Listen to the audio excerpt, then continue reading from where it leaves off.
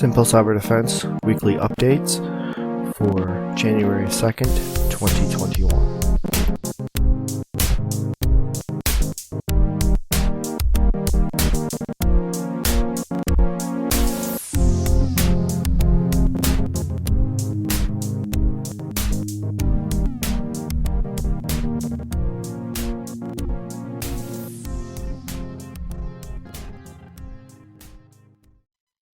Welcome back to Simple Cyber Defense. This is the new year 2021. In this episode, we're going to look back at the major security impacts that happened in the year 2020. And we're going to start off with the T-Mobile attack. Now, T-Mobile had two different breaches in the year 2020. Once in early 2020s around March, and another one more recent at around December.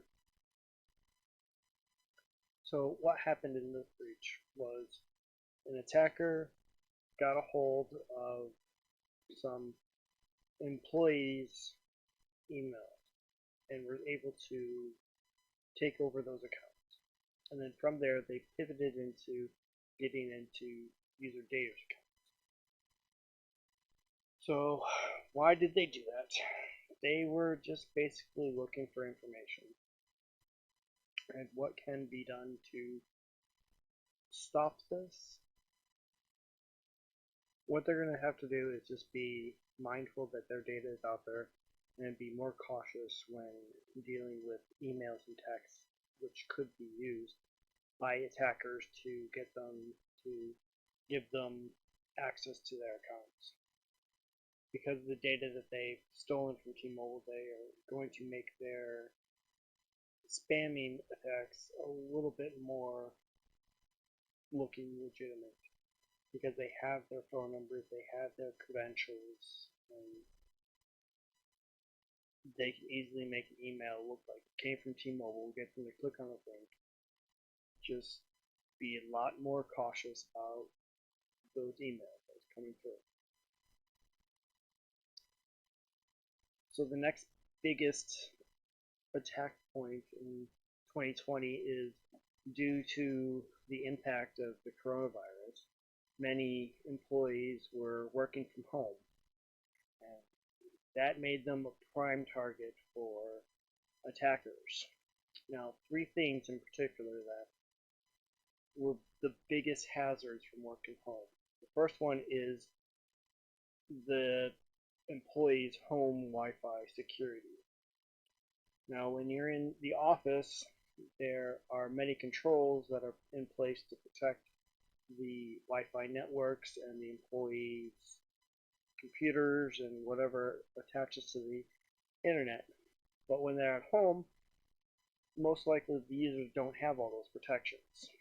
If they're using a weaker protocols like WEP, they could allow attackers to easily access their network traffic. So what should they be doing is, the first thing they should be doing is they should be using a VPN if they are connecting to the company's network. The VPN will ensure that attackers can't easily sniff the traffic back and forth. Another thing they could be doing is using the strongest protocol out there at the time of this recording is WPA2, but WPA3 is coming around soon and will be rolling out. And when that does, I urge people to go through WPA3. The next thing that is a hazard for workers at home are phishing scams. Now, these attacks will be very sophisticated because of all the data breaches, emails with attachments and links. That attackers will make these look really legitimate, like they're coming from the company. But again, you just have to really think about what you're looking at and what is happening with these. And if need be, probably the best thing to do is just get on the phone with someone and say, hey, I got an email from supposedly you, is this true? If it is, yes or no. And the last thing that is a hazard for remote workers is insecure passwords. Simple passwords are incredibly easy for hackers to attack. And I created a video on my YouTube channel which goes over the many steps that you can go to increase your password security. I urge you to go find that and look at that. It is basically a few simple things that you can do to increase your password security, like the complexity of it, not reusing it, and basically using a password manager. For more details, let's go to that YouTube video on password security. The next major hazard in 2020 was ransomware. Now, it's not going anywhere, and it's probably going to continue going on for many years. And many of these attackers are using emails to trick employees to either open an attachment or click on a link and then infects their computer with the ransomware, which would then spread over the network and just encrypt as much files as they can and extort the company for money. No matter how small of a target you think you are, every single person is a potential target for ransomware. It's not a matter of if you'll be attacked, it's just a matter of when you'll be attacked if you're not taking the proper precautions to protect yourself against ransomware. The biggest protection that you can have against this is user education, is just to be aware of what attachments you're opening and what links you're opening and making sure that they are really legitimate. The next thing to do is have a very robust backup, offline backup, so that if in the event that all your files are encrypted, at least you'll have the backups to go up against and hopefully be able to get yourself back up and running as soon as possible. The fourth biggest major incident in 2020 was from Nintendo, where they said that 160,000 users were impacted by recent account hacks. What happened was the attacker had gotten access to the Nintendo network and taken over many accounts. And the reason why they were able to do that is they were doing was they got into database leaks and they got a list of passwords and they used those passwords to get into the Nintendo accounts. The best way to prevent this is to never reuse your passwords and to use a unique password for every single account that you have and to constantly change it up every so often.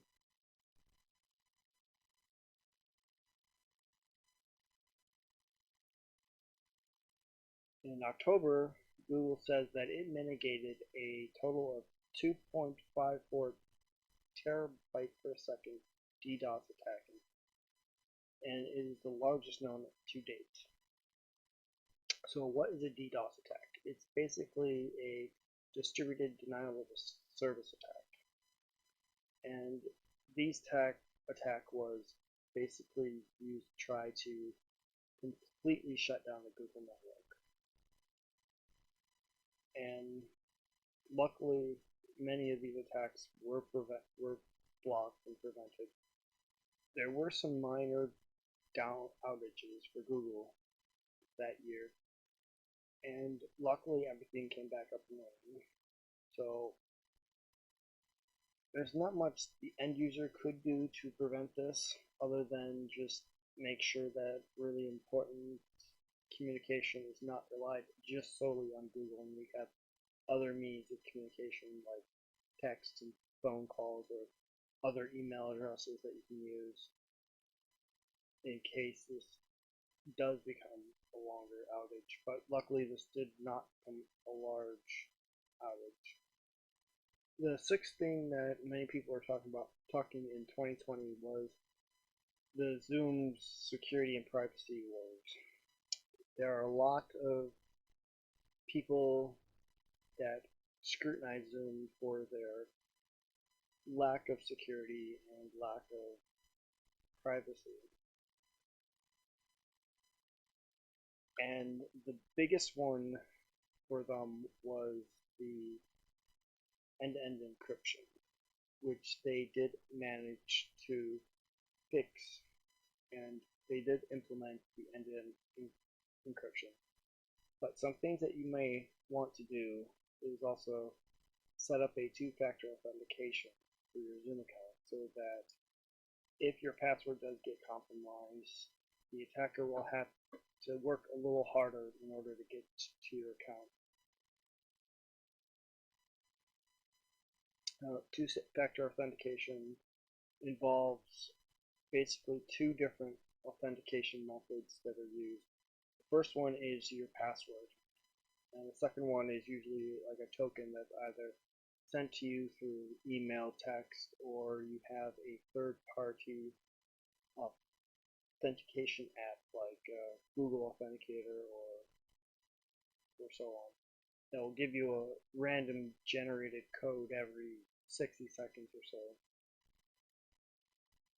This will add a layer of protection that the attacker will find more difficult, because not only do they have to have their password, but they also have to get this token, which, if done properly, would be more difficult for people to get their hands on, because it's randomly generated either through an email or a text message or through the authentication app.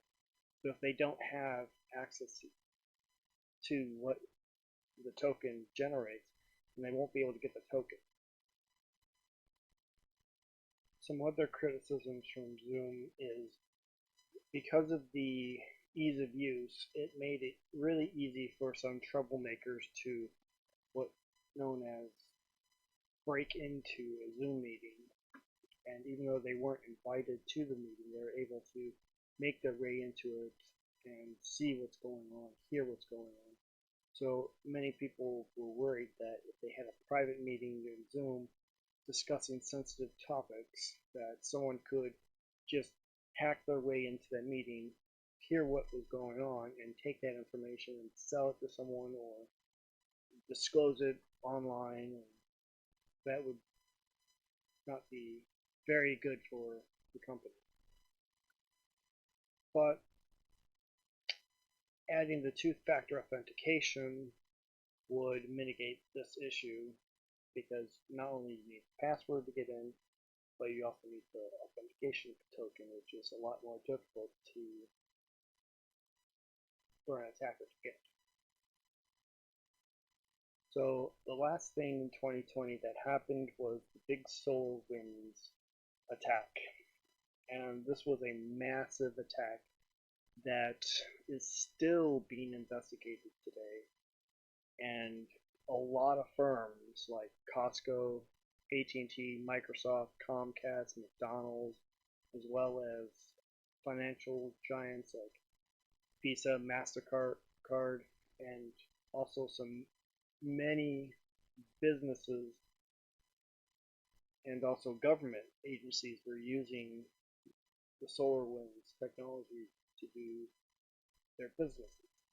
So what happened was an attacker managed to trick many of the software that these vendors were using into updating a fake update that allowed the attackers to gain a hold into their network and to steal a lot of sensitive information. So what exactly does this mean for the end users, for all of us? It means that a lot of our data is out there now. And the biggest thing to do is to just be aware and be more mindful of the emails and phone calls that you get, that most likely a lot of attackers will be using to try to gain your accounts or try to steal money from you. So the best thing to do is just be more diligent and be very careful of what you open in your emails, in your text messages, and also in Facebook. And also, another thing to remember is this is still being investigated, so it could be a much bigger thing than is being reported now. Like I said, many government agencies were also impacted by this, so this could be a huge impact to everyone. And once more details are related or sent out through this, I will report on it and tell you what you need to know. And so those were the major impacts of 2020 cybersecurity wise, and most of them look like have to deal with gaining information and then using that information to send out spamming emails and trying to use social engineering to gain more information to get either money or different accounts. So it seems like the biggest takeaway from this is to be very mindful of what's out there. It's very scary that a lot of our information on there is basically now in the hands of hackers, and they're using this information to make very fraudulent emails look very legitimate, and they're taking their time to get into your accounts and then either doing personal identity theft or just trying to trick you into giving them money through either extortion or ransomware. So the biggest thing you probably should do is to freeze your credit or freeze your credit. Keep an eye on all your bank accounts information and make sure that every charge that is on there is legitimate, and as soon as you find one that's not legitimate, report it right away. Because the biggest ways to stop identity theft is to stop it very early. The longer it goes on, the harder it is for you to get out of it. So this concludes this episode and review of 2020. If you enjoyed it, give it a thumbs up and share it with all your friends.